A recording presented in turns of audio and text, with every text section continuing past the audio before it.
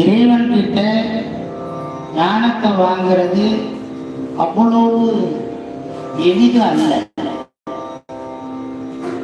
இந்த ஞானத்தை வாங்கணும்னா பதிகத்தையெல்லாம் பாடணும்.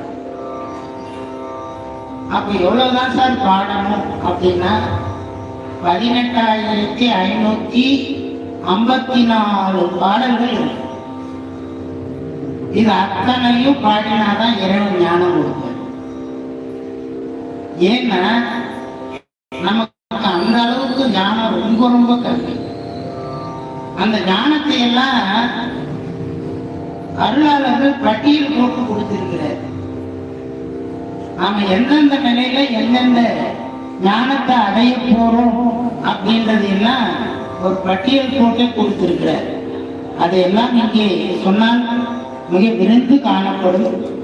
ஆகையினால நேரம் காலம் கருதி இப்பொழுது சுந்தரர் முக்தி அடைந்த அந்த பதிகத்தை பாடி அதன் பிறகு ஞானமாகிய ஞான நூலாகிய திருவாசகத்திற்கு நாம் கடந்து செல்வோம். இப்பொழுது சுந்தரர் பெருமான் அருளி செய்த குரு பதிகமும்